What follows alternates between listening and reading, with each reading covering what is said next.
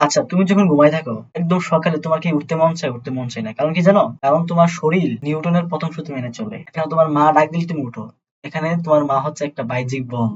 যাই হোক, আমরা শুরু করি আজকের ভিডিওতে আমরা নিউটনের প্রথম সূত্র সম্পর্কে জানবো। তো নিউটনের প্রথম সূত্র কি বলছিল সেটা উনি বলছিল যে বাহ্যিক কোনো বল প্রয়োগ না করলে একটা স্থিতিশীল মানে স্থির বস্তু চিরকাল স্থির থাকবে এবং একটা গতিশীল বস্তু চিরকাল সমগতিতে চলতেই থাকবে, ঠিক আছে, অর্থাৎ গতিশীল থাকবে।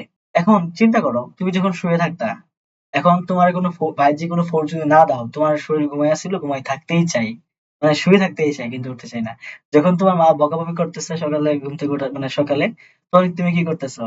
তুমি ওই যে ফোর্সে, একটা এক্সটার্নাল ফোর্সে তুমি কি করতেছো, মানে তুমি ফোর্সের কারণে তুমি ঘুম থেকে উঠতে বাধ্য হচ্ছ, ঠিক এরকম আর কি। তো নিউটনের প্রথম সূত্র কি, যদি কোনো একটা বস্তু স্থির থাকে চিরকাল সে স্থির থাকবে, এবং সে যদি গতিশীল থাকে সে চিরকাল গতিশীল থাকবে। এটা ছিল নিউটনের প্রথম সূত্র, ঠিক আছে। খেয়াল করো, এখানে এই যে বাক্সটা, এই বাক্সটা কি স্থির আছে না? স্থির আছে। এখন এটাকে যদি কোনো বাহ্যিক বল প্রয়োগ না করে তাহলে দেখবে এটা স্থিরই থাকবে। এই যে একটা ছেলে আছে, সে কি করছে, এটাকে তোমার বল প্রয়োগ করতেছে, এখানে একটা ফোর্স অ্যাপ্লাই করতেছে, ফোর্স দিতেছে, ফোর্স দিতেছে। এবং ফোর্স দিলে কি বস্তুটা কি স্থির থাকবে? স্থির থাকবে না। বস্তুটা স্থির থাকার না থাকার চেষ্টা করবে, মানে স্থির থাকতে চাইবে কিন্তু এই ফোর্সের কারণে সে স্থির থাকতে পারবে না, ঠিক আছে।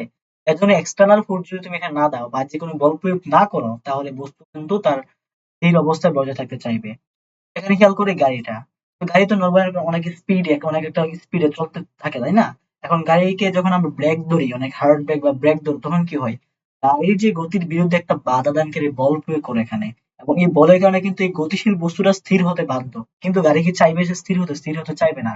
এই যে তুমি গতিশীল একটা গতিশীল গতিটাকে যে তুমি এখানে থামানোর জন্য যে একটা যে বাইরে একটা বল প্রয়োগ করতেছো ওটা দিকে গতি, এই যে এক্সটার্নাল একটা ফোর্স এপ্লাই করতেছে, এই ফোর্স এপ্লাই এর জন্য মিলে এখানে কি হইতেছে, গতিশীল বস্তুটা তোমার কি স্থিতি মানে থামতেছে, তাই না?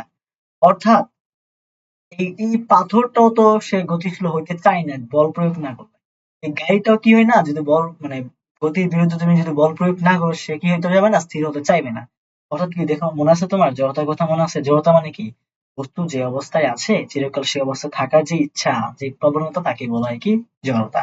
তো ঠিক তো এই কাহিনীর কি এটার সাথে একদম একদম সামঞ্জস্যপূর্ণ না? তো দ্যাটস হচ্ছে আমাদের যে নিউটনের প্রথম সূত্রটাকে অনেক সময় জড়তার সূত্র বলা হয়ে থাকে আরকি। বিকজ অফ দুইটার যে মেইন বিষয়টা আসলে সেমই। একটা গতিশীল বস্তু গতিশীল থাকতে চাইবে, একটা স্থির বস্তু স্থির থাকতে চাইবে। যতক্ষণ না পর্যন্ত তার মধ্যে কোনো বাহ্যিক বল আমরা না দিব। যখনই বাহ্যিক বল দিবা তখন তার অবস্থা, তার যে চেঞ্জ হয়ে যাবে। স্থিতি গতি এগুলো চেঞ্জ হয়ে যেতে পারে। আকার আকৃতি সবকিছু চেঞ্জ হয়ে যেতে পারে এক্সটার্নাল ফোর্স দিলে। অর্থাৎ কি, বুঝতে পারছো তুমি বিষয়টা? তার মানে নিউটনের প্রথম সূত্রটাকে আসলে আমরা জড়তার সূত্র বলতে পারি এবং বলে, ঠিক আছে? তো আশা করি সবাই অনেক ভালো করে বুঝতে পারতেছো।